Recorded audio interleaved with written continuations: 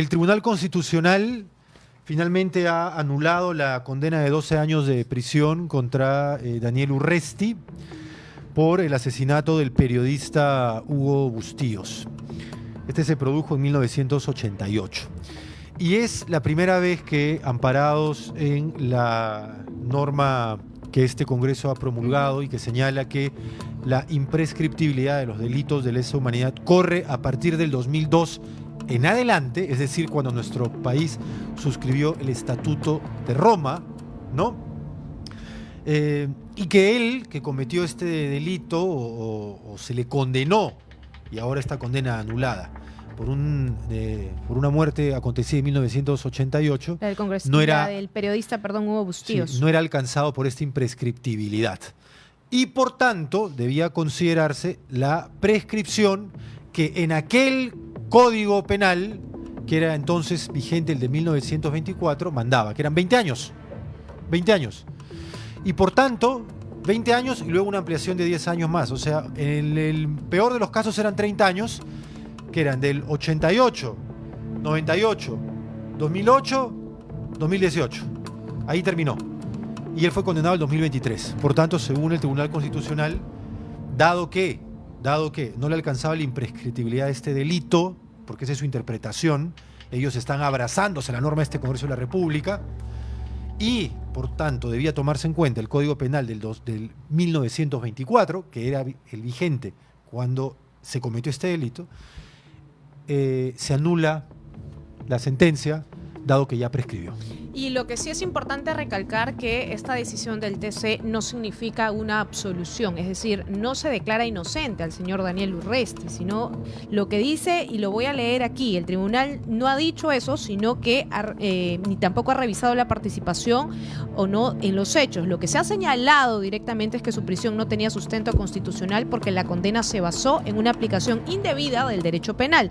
Por eso se ha ordenado su excarcelación inmediata. Es importante que se tenga esto claro, porque además el señor José Luna de Podemos ha dicho que el señor Urresti, cuando salga en libertad, va a ser su ministro del Interior. Yo haría ahí una explicación mayor, porque sí es inocente, pero es inocente en términos de que se ha anulado su condena.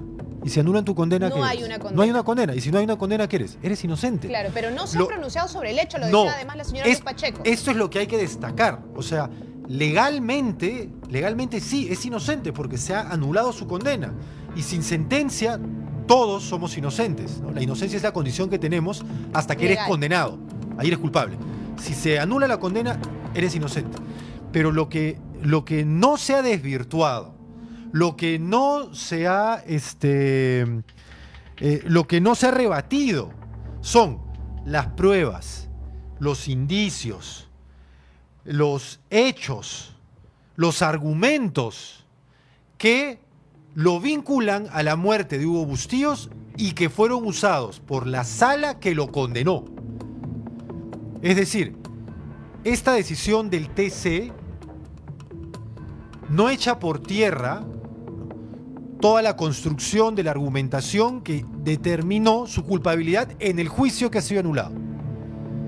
Es decir, todos los hechos que lo vinculaban a la muerte siguen siendo los hechos que lo vinculan a la muerte.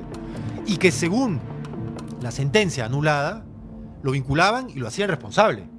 Según los culpable. Sí, por eso se le encontró responsable. Charmily Bustíos, que es la hija del periodista Hugo Bustíos, ha salido a criticar este fallo, a criticar además las formas, y muy decepcionada de quienes finalmente están en el poder, como el señor Fernando Rospigliosi, que en su momento se solidarizó con su madre. Hay una foto de él abrazando a la señora, prometiendo justicia, pero una vez que ha llegado al poder, ya desde otra orilla, que es la fujimorista, la que él rechazaba en su momento, se propuso por parte de él esta iniciativa legislativa de amnistía y de prescripción de ciertos delitos, y al cual el TC pues se ha sumado con esta lectura y ha terminado generando la liberación del señor Daniel Urresti. Ahora, ¿va a quedar libre? Sí, porque el TC ya lo dijo, solamente es cuestión de los trámites y papeleos, y lo que sí no sabemos es si se concreta el día de hoy.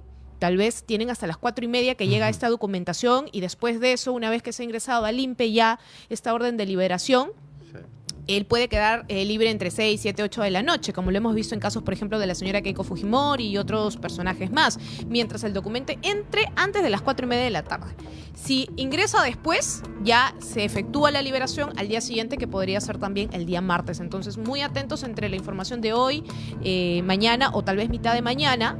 Ciertamente esta semana es la que se tiene que efectuar porque la liberación ha sido inmediata, según la orden del Tribunal Constitucional en esta anulación de la sentencia de la condena contra el señor Daniel Urresti. Y lo veremos haciendo campaña además con el señor José Luna de y con Podemos. su esposa, que su esposa se la lanza, señora Juanita. se lanza, no sé si a Cámara de Diputados o senadores. Hay un tema adicional, ¿eh? Más allá de que factualmente todos los hechos que motivaron su condena siguen siendo los mismos y no han sido rebatidos.